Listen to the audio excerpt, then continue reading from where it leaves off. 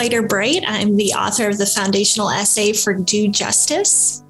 I am associate pastor at First Presbyterian Church of Neenah, Wisconsin, where I live with my family, my 2 young kids, and way too many animals on our little farm. I was drawn to the topic of do justice because that's core to my theology, that we are more than just rules, and we as a church are more than just a social gathering, but rather we are to be the hands and feet of God in the world, that we are called to act and live in ways that bring about deep and profound justice in the world.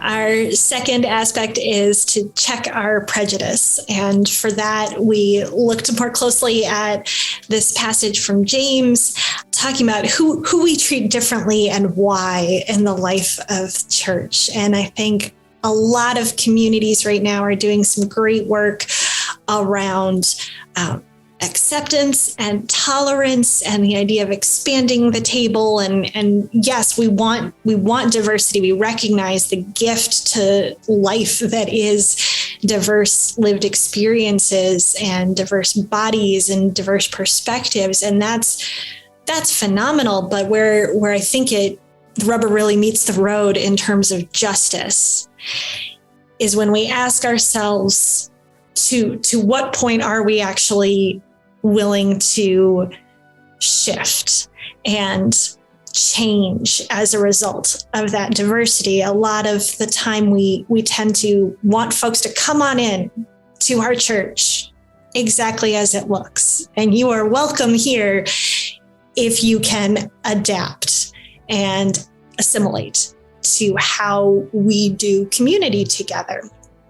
And that's understandable. We like to be comfortable. We like things the way we have them. We like things the way we do them. And yet the call to be a community of justice is one that genuinely not just makes space for folks to come in, but makes space within ourselves to change and be transformed by who joins us together.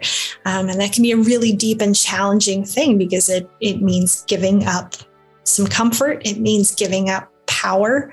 It means giving up being in the driver's seat in order to create a space that is genuinely home to all kinds of people. And yet I think that's what we're called to. So really needing to check in with where am I holding on to prejudice? Where have I decided I'm happy to be welcoming except to this point, and then to keep pushing past it.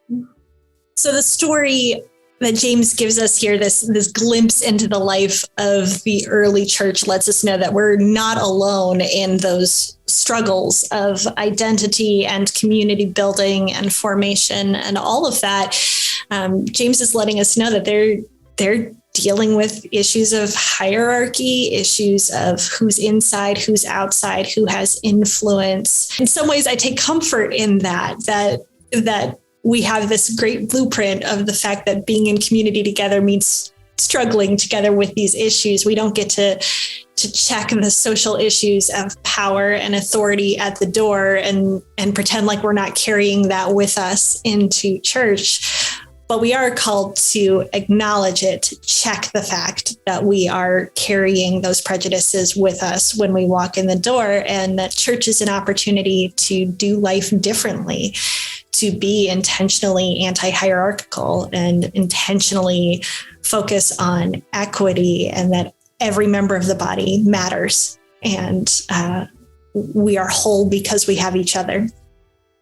Many of us white folks and folks leading predominantly white communities have had the opportunity to begin to really reckon with the legacy and ongoing influence of white supremacist beliefs in this country and the truly life and death aspects of those prejudices that can go largely unseen and unchecked, and yet influence our day-to-day lives with deep and profound implicit biases.